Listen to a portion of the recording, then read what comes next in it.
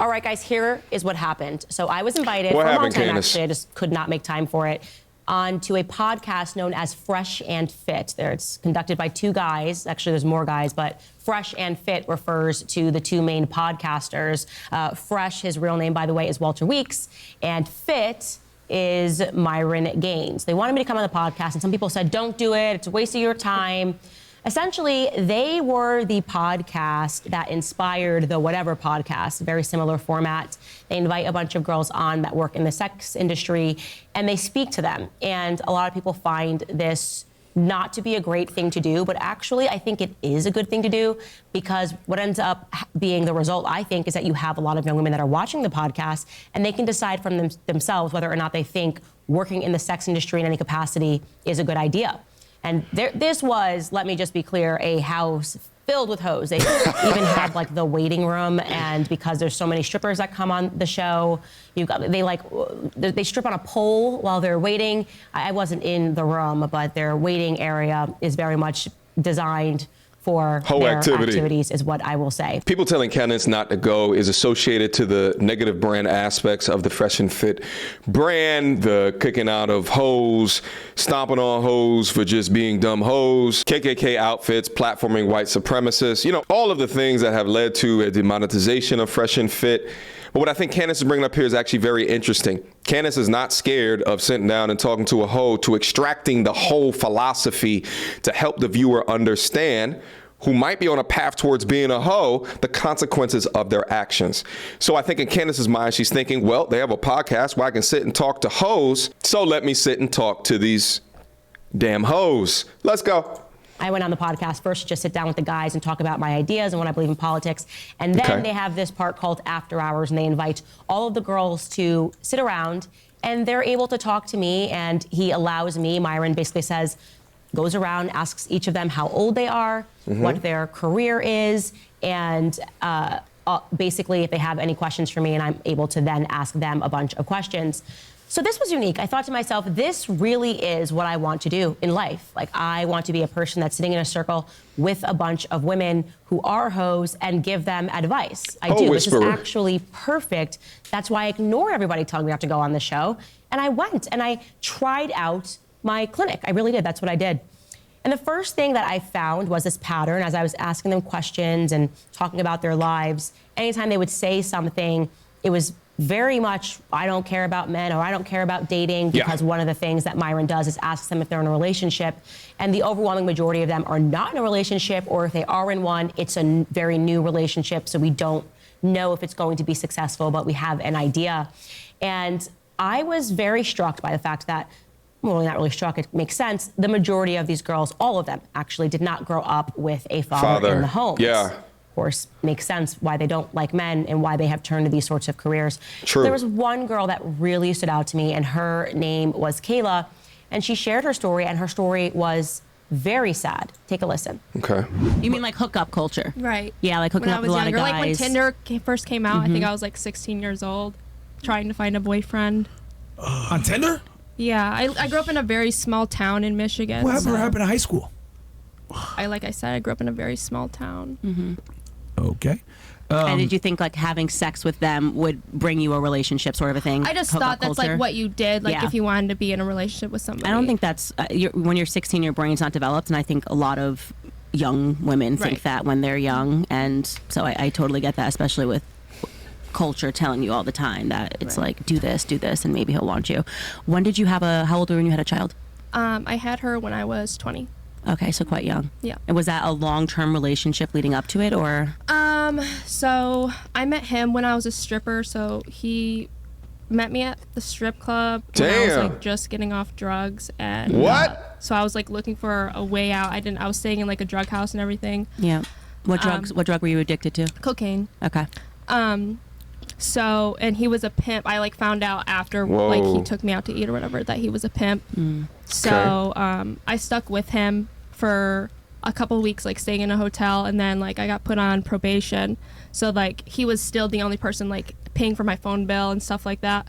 So I just stuck with him, and then like later on he just told me like he loved me and he wanted me to be his girlfriend. So I was just like, Okay, and this is when I was 19. So. Yeah, so you're very young. Did you grow up with a dad in your house? My dad died when I was 11. Okay, that's very interesting. Yeah. This is sad. Thanks by for the way. sharing that. Yeah, no, it's. I mean, there's a very clear pipeline that happens, and I think it's actually really great that you're sharing it because, you know, the worst thing is when people pretend this is like an amazing lifestyle and it's like I had every option available to me. I don't condone like girls doing OnlyFans or anything. Like I do it, but like I just do it because it allows, and it also allows me to be like a full-time. I am a single mom. No child support, no benefits, nothing like that. And like it allowed me to stop prostituting because like obviously I was like a prostitute. So it's wild to me looking at this side of the table, and the focus is on the woman that, if you take a look at her, has the least whole characteristics, at least from a visual perspective. We got the woman over here that got all of her titties out and her stomach out, rocking the multi green hair, and we got the red flag machine right next to her with all of these damn tattoos. Way too much for my blood. But what we have here are two modern women on opposite ends of the spectrum. We got the one imitating the Nicki Minaj's and the Cardi B's, and we got the other side that looks like she walks at woke gender rallies. I'm really grateful that you shared that. I think it takes a lot to talk about that. With no, for sure. And like this is why I like to come on like shows and stuff to spread like what I've been through. I also want to be clear that Kayla shared that she had been sober from drinking and abusing any drugs for 3 years, which I thought was amazing, and I really encouraged her in that direction because she needs to hear that she's doing well. She is doing well. She's taking steps to make her life better, at least, and she very much understands that she is leaning on OnlyFans, not because she thinks it's the right decision. It's not the right decision. Of course, it's not a good decision to sell your body, but because she has no other economic means. And this is why I really enjoyed these women, as opposed to the women that I sat down with on the Whatever podcast, who were approaching the topic as if it was a no-brainer, that it was all about money. They're making tons of money. These guys are idiots. And they didn't understand that while I very much completely know what it must feel like to be broke all the time, especially in today's economy. It sucked when I was broke growing up, that they're in the fast lane, but the fast lane ends very quickly, which is to say that everything seems amazing and fast and like so much money when you're young. Then what happens, of course, is they're going to get older, and then what you're going to have is younger OnlyFans models that are making more money. And of course, men are not going to want to date women that have that sort of a resume, which is the point that Fresh and Fit make to these young ladies. Like, why would any guy want to date you? They're very harsh in the way that they say that, but it's something that I think that the young women don't think about when they're trying to emulate and be someone like a Kim Kardashian or a Kylie Jenner, is they think that they can just stop that sort of a career path whenever they want, and every other man is going to be available to them, where that's just not true. Of course, that simply isn't true. Candace preferring the guests on a Fresh and Fit as opposed to the guests on the Whatever podcast, I think might actually speak to their recruiting tactics. But I think that the nuance within the differences actually makes it more interesting for Candace to be able to speak about, because not only do you have the hoes that you can speak to, but then also you could see those hoes that have tried to transition or have transitioned into a different lifestyle, and you get to see the progression within that. One thing that I was able to share with them, and this particular clip went viral, and so I want to share it again so that everyone can hear it in case they don't watch the Fresh and Fit podcast, was just a story from my childhood, because I very much identify with young women, how easy it can seem when you're presented with the option of fast money and you have your youth and you have your beauty, so why not? This is a 100% true story. Me and a person who was my best friend, one of my best friends in high school, were back from college. I think it was just the first semester. We decided to go out in New York City, and we landed at a bar, and it was just a total chance thing. But an artist named Wyclef Jean was performing. You might be familiar with him. And it's really interesting because she was a very innocent girl, very sweet. He offered us an opportunity to go on a couple of tour stops with him, and we went. And she changed. She changed instantly on this tour stop. It was very obvious that she was suggesting to him that he could sleep with her, despite the fact, and I will stand by this, that he did not put any pressure on either of us to do that whatsoever. And it changed her life. That moment changed her life. She ended up dropping out of the school that she was in and sort of pursuing this groupie lifestyle, if you want to call it limelight, this sort of quick money. Wow. The following year I visited her, she had moved to Miami. She was living in a massive apartment. It was 2-bedroom, 2 bathrooms. I mean, what were we, 20 years old? And I was so broke. I remember visiting her on that spring break. I was so broke. And she had money. Now she's not in school. She's got every rapper that is texting her. She's hanging out with them. She's dating some of them. She's sleeping with tons of them. And I just remember leaving her in Miami, didn't recognize who my friend was, and calling another friend of mine named Devin, and I remember crying because I could not even afford to put gas in my car. Like I remember saying to him, Devin, this is so unfair. It's so unfair. If I just did what chose she did, the whole option, I could have so much. She lives in a huge place. You know, people are taking care of her bills. She doesn't even work. You know, she says she's modeling. It's just so unfair. She's doing music videos, et cetera, et cetera. And I'll never forget what Devin said to me. He said, Candace, if you think in 10 years your life is going to be worse than hers, you are out of your mind. Yeah. You're out of your mind. If you think 10 years down the line, the decisions that she is making is going to lead to a healthy and a good life, you are out of your mind. Years later, I must have been 25 years old. I was working in private equity, and no joke, the person that ran the firm had a massive wedding, and he invited Wyclef Jean to perform. And I hadn't seen him since I was 19, 20 years old, chose a different life for myself, and here I was working on this massive wedding. I'll never forget, after he came and took the meeting with the execs, he and I took an elevator downstairs together, and he looked at me and he said, you know, I'm really proud of you. I'm really proud of you and what you did in your life. And I knew what he meant. I knew that he meant that he was proud of me because I didn't sell myself to artists, even when I had the opportunity to. And then beyond that, fast forward to, I don't know, was I about 30 years old? It was a couple of years after that. I can't remember the timeline, but I was working with Charlie Kirk at Turning Point USA. And I am not kidding. This is a true story. You can ask Charlie Kirk.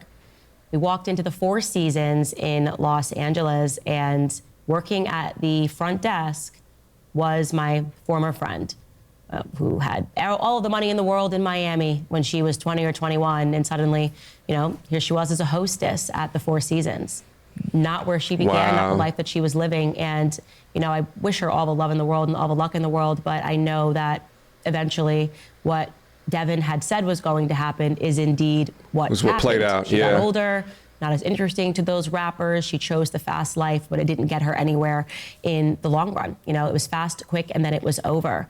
And so I shared that story with them, and you could really see how much it was resonating with them and how much maybe they were thinking about changing their lives, because it's never too late to change their lives. And in the end, that was the advice that I left them with when they were able to write in questions to me. So it works like this. They write their questions on a paper and they sort of pull them out of a hat. So I don't know who is asking the question, but I can answer it. And I will let you guys watch that moment here. You got to give Candace Owens a round of applause for that story. That story right there is going to save the lives of some women, no doubt. Fast money equals to fast problems. And in her friend's story, it took about 8 to 10 years for those problems to become real. But think about the amount of decisions and choices that Candace had to make to not also go into that lifestyle that her very good friend was on at the time. To see your friend with money while you are struggling to put gas in your car is crazy. But then also within that, think about the people in her life that helped her make that decision. Devin, which is a guy, instead of acting like the decisions of the other young lady is fine, sexual liberation, she could do whatever she wants with her body. A man had to step in and say, listen, your decisions are going to be better over the long haul than hers. Also knowing that Candace comes from a 2-parent household and establishes her love for herself through her father, more than likely, as opposed to the worldly things that have been placed in front of her for her to make a decision in her young life while she is struggling to put gas in her car. All the way to Wyclef, another man saying, I'm proud of the decisions that you made. By the way, to go from unable to put gas in your car to a private equity firm where she's probably making at least $200,000 per year is wild as well. Continues to speak to the value of putting yourself through difficult things in order to get a positive result at the end of it, but actually makes me put into question her debate with Destiny and the value of a college degree, because I wonder if she would have even been considered for a private equity firm if she had not gotten that degree from the University of Rhode Island. Let's continue. Do you believe someone can truly change once they find God or religion, even if they have a promiscuous past? Alexis? Yes, I actually was thinking about that. Can you remind me of your name? Enola Blaze. Nola? Enola Blaze. My real name is Kayla. Kayla. Yes. So I was thinking about that with Kayla because I had a former porn star on my show, and you should definitely watch that episode. And she transformed her life. She has kids. She's married, and she just came to her faith. And it was a really interesting conversation to talk about, the industry, same thing, drug addiction, everything. And then she just gave up her life to God. And met somebody at church who just wanted to know more about her. She was very open about her life and where she came from, and now she has like 3 kids. Damn. She's been married to him for years, and what brought them together was faith. And I think What's so interesting about this is that think about the other side of the coin. What stories have we ever heard of people living fulfilling and joyous lives in the beginning and then turn down to a life of bullshit? I mean, it does happen in some cases, specifically if you're like addicted to drugs or something like that, but it's never a positive story. So just think about the necessities of having these conversations, because there's so much media and visual information put in front of us that doesn't talk about the consequences of these decisions early on. You can absolutely transition your life. And for everyone out there that is like 30 years old thinking, oh, woe is me, I made all these bad decisions in my 20s. Well, you still have, God willing, a long life ahead of you. And as long as you put the discipline and consistency in there, you can make a difference. Now, for the modern woman today that's trying to get married, if you are a sexually liberated mega thought with videos on the internet of yourselves, you're going to have a much harder hill to climb, and you may need to lower your expectations of man. But is there a chance? I suppose. I think that it is such a strong tenet, and people turn away from it so much. But what God can do in your life when you give up your life to God, I've seen it happen. If you want to see a miracle, turn to faith. Wow. And I want that for you, by the way. Thank you. Yeah, I'm going to pray for you, Kayla. Thank you. She was so happy. The girls were so happy. Ended on such a wonderful, beautiful note. And I really do want to encourage people to watch that episode. I want young women especially to watch that episode and to know that just because you're going through a period of grief, which we all go through, and just because you're frustrated maybe by your finances and, of course, the glamour and the gloss of social media letting you know all the times that it could be so much easier, even if you sold your soul to the devil, you don't have to do that. You really do not have to do that. There is another option, and that option is hard work. And by the way, if you already are selling yourself, at any moment you can stop and you could turn to something else, something that is much more fulfilling. So I appreciate being able to sit down with these young ladies. They learned from me, but I want to say also, I very much learned from them. And that's all I have to say about that. Shout out to Candace Owens, and personally as a content creator, gives me an example of how you sometimes just can't listen to some of your haters, some of your detractors. You can't listen to the audience because the audience may not understand your vision of the way of your appearance might be taken on a cast like that. Candace Owens' brand, a lot of this is focusing at the end of it, like what do we learn out of it? What is the solutions? How do we leave up on a positive note? I don't think that the boys up at the Fresh and Fit podcast would have been speaking as spicy within her presence being there, because they understand her brand and her presence as well. If Candace went up on there and there was a kickoff in the middle of the end of this, it would not have gone as well, but they allowed her to cook. They allowed her stories to come out. And what we saw were the women that had a respect for Candace because of the way that she was talking to them, her points of position, and the value through that. I maintain this on my platform as well, is that this fight or war against men, the woman component of it, because there's been decades of feminism that's been placed in the eyes of these women. It's going to take other women to help change or control or push a narrative that's different than the conditioning. I've referred to Candace before as the harbinger of thoughts, and I really do believe that. I think that she's leading the way in the conversation for women. And while I'm not privy, at least yet, to her political views, I am privy to her gender discussions. And I often think, what would I want my daughter to be more like? A hoe that is on a Fresh and Fit podcast or a Candace Owens? It will always be a Candace Owens. But the greatest thing that I took from this conversation was the importance of fathers in the development of the minds of these young girls. I mean, shit, fathers are infinitely important for the development of young boys. We all understand that, and that makes a lot of sense. But also within the structure of the minds of these young girls today, especially in a society where there's so much information that's hitting their eyes, and there's so many different options to choose from outside of modesty or saving yourself enough to be an awesome option for a man that you value, while dispelling the worldly mind poison that is inflicted in you to create some of the women that we just saw on that podcast. It's a cold world out there, and the world will eat you up and spit you out. And no matter what, everyone is born at a different difficulty setting or level in life, but the world owes you no excuses. The world owes you no favors. There's absolutely no positives, no benefit over the long term of being a hoe within the sex industry, but it's been normalized by a select few, and their messages get pushed to the top. Shout out to the media. Questions, comments, concerns. Y'all already know what to do. mediocretourismreviews@gmail.com. Guys, did you guys watch it? Leave your comments down below. Let's have a conversation about it. And I will see you guys soon. Until next time, YouTube. Peace.